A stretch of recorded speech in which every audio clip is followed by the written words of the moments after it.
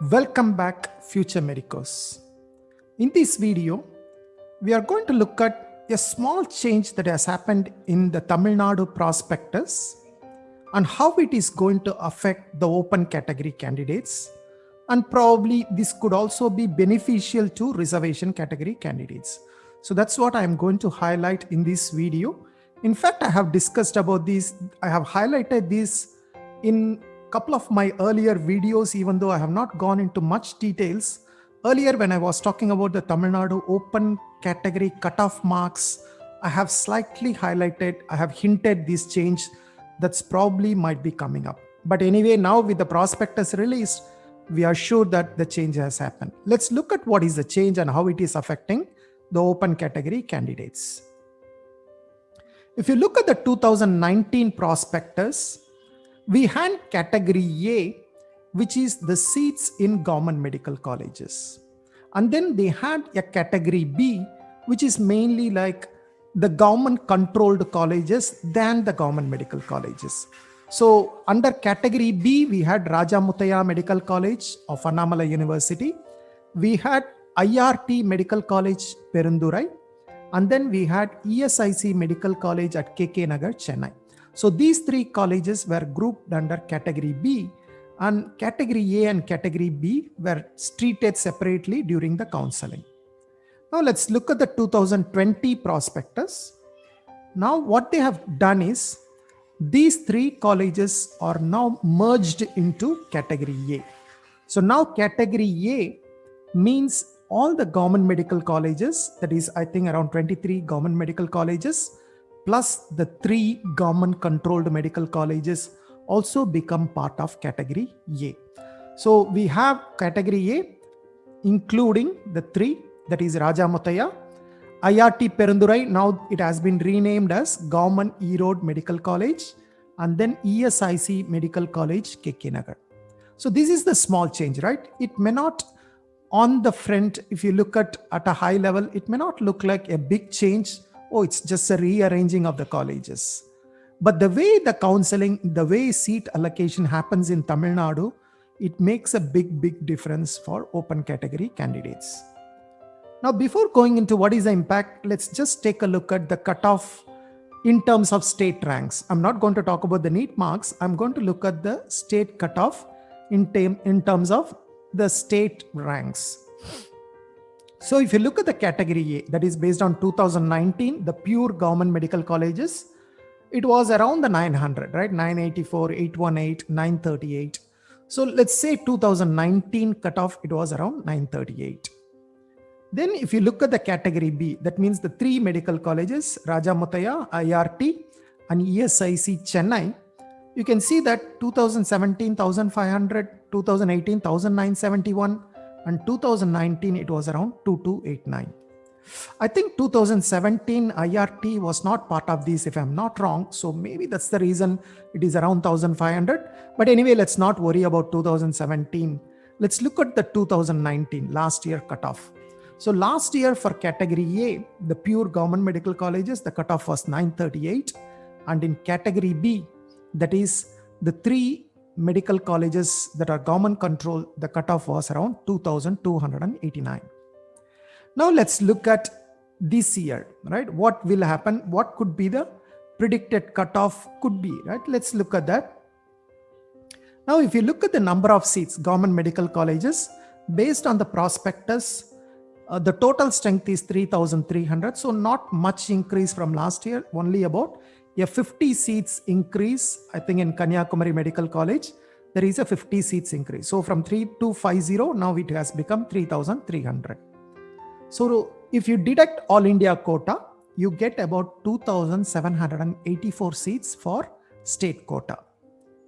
And the 3 medical colleges, that is Government Medical College Erode or IRT Perundurai, Raja Muthaiya and ESIC Chennai, totally they have 350 seats. Once again, no change from last year. And then if you take away all India quota and the reservation for wards, then you will be left with 247 seats under state quota.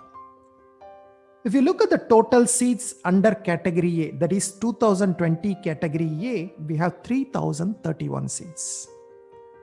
Now, if we consider all the 3,031 seats, and if we apply the 31% reservation, or maybe like if we take away 69% reservation, and if we look at pure open category without any reservation, it comes to about 940 seats.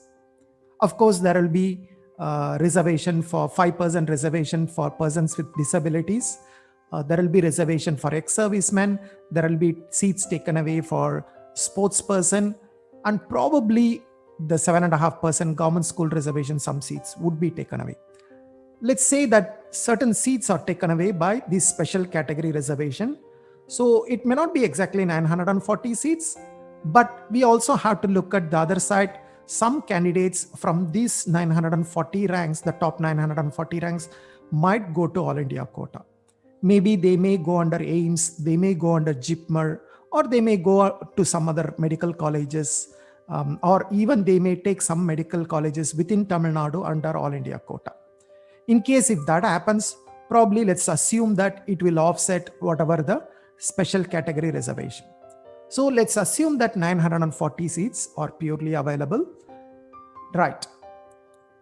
So to get these 940 seats, now what we are saying, you should be in the top 940 ranks. Okay, let's assume that you should be in the top 1000 ranks.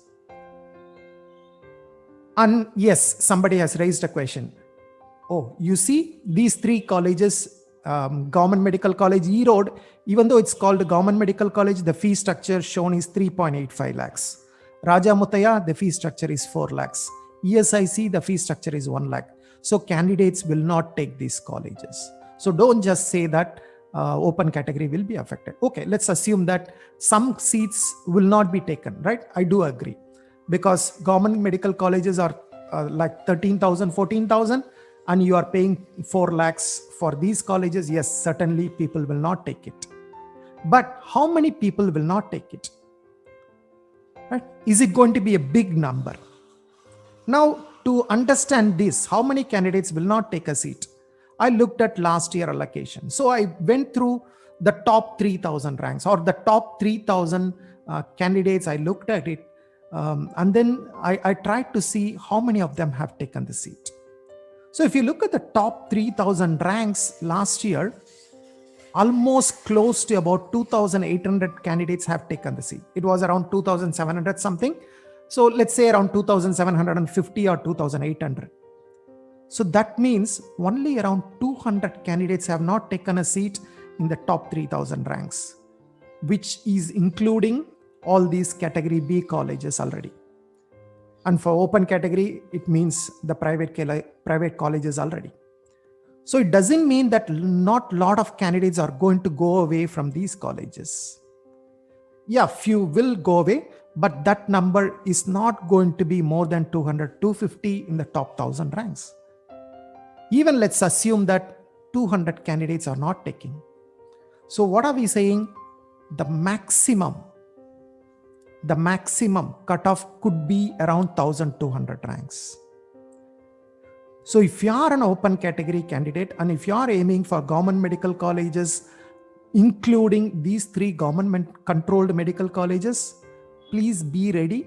So you cannot compare last year where it has gone up to 2,200 something.